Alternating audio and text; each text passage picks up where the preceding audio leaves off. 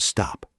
Before you take one more step in the direction of quitting, I need 3 minutes of your attention, because what I am about to tell you might be the most important thing you hear this entire year.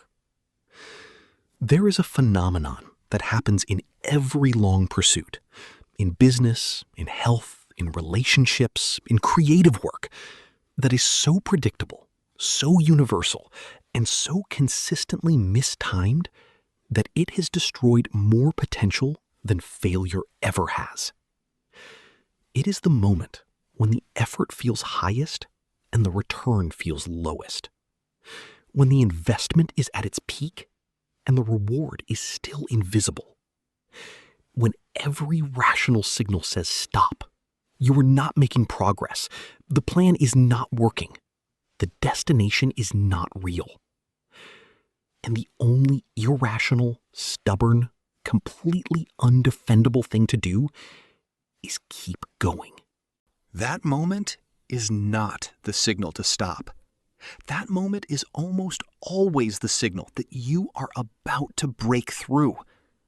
And the people who understand this, who have been here before and recognize it for what it is, do not quit. They lean in. Because they know something that the exhaustion is trying to hide from you. The breakthrough does not happen before the hardest part. It happens because of it. Welcome to Motivation Daily. Let me prove to you right now, with 3 stories that should be impossible, that you are closer than you think. Think about Kathryn Stockett. She wrote The Help, one of the most beloved novels of the last 2 decades, adapted into an Academy Award-winning film that earned Viola Davis her first Oscar nomination.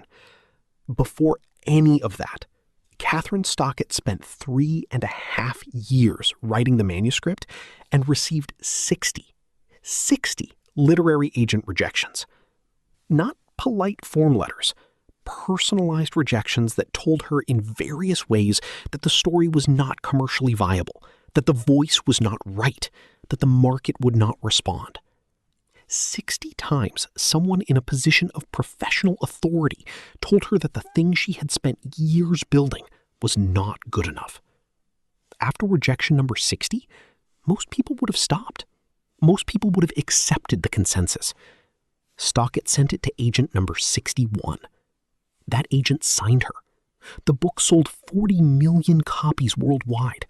The movie grossed $216 million at the box office. She was one single submission away from never knowing any of that.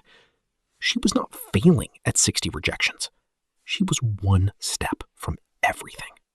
Now think about Soichiro Honda, the founder of Honda Motor Company, one of the most successful automobile manufacturers in history. A man whose name is on vehicles driven by hundreds of millions of people around the world. What almost nobody knows is what came before the success. He submitted a piston ring design to Toyota in the early days of his career. They rejected it. He spent the next 2 years refining the design, through poverty so extreme that he had to pawn his wife's jewelry to keep the workshop running, and resubmitted. Toyota accepted it. He built a factory to manufacture the rings. The factory was destroyed twice, first by a U.S. bombing raid, then by an earthquake. He rebuilt. His company was unable to access fuel after the war, and he fitted small engines to bicycles so customers could still move. Demand was so high he had to manufacture more engines, but he had no capital to do it. He wrote letters to 18,000 bicycle shop owners asking for investment. 5,000 responded. He built Honda from those letters, from those ruins, from a piston ring design that was rejected and a factory destroyed twice, and a supply chain obliterated by war. He was not close to success. Despite all of that, he was close to success. Every setback was a step. And think about Oprah Winfrey, but not the Oprah you know. The Oprah at 22 years old, fired from her first television reporting job in Baltimore for being, and these are the words her producer used, too emotionally invested in her stories. Too emotionally invested. The quality that would eventually make her the most powerful broadcaster in the history of television. The capacity to connect with human beings at the level of genuine feeling was the exact quality that got her fired. She was reassigned to a low-rated morning talk show as what was essentially a professional demotion. And she brought to that talk show the same emotional investment that had gotten her fired, and the show's ratings began to climb. And within months, she was producing the kind of television that had never been seen before, because nobody had ever brought that level of authentic human connection to the format. She was not at the beginning of a failure when she was fired. She was at the beginning of a redirection toward the work she was actually built for. She was closer than she knew. Here is what those 3 stories share. And here is the thing I need you to carry with you past this video into the rest of your day. The moment that feels like the end of the road is almost never the end of the road. It is the last bend before the destination becomes visible. It is the point where the path requires the most from you precisely because it is about to give the most back. And the only way to find out which side of the breakthrough you are on is to refuse to stop at the point that looks like the stopping point. You do not know how close you are. Nobody ever does from inside the grind. Kathryn Stockett did not know she was 1 submission from 40 million readers.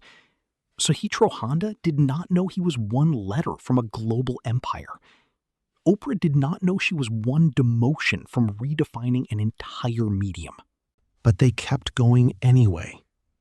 And that stubborn, evidence-defying, completely non-rational decision to keep going when stopping was available is the only thing that separates a story that ends here from a story that changes everything.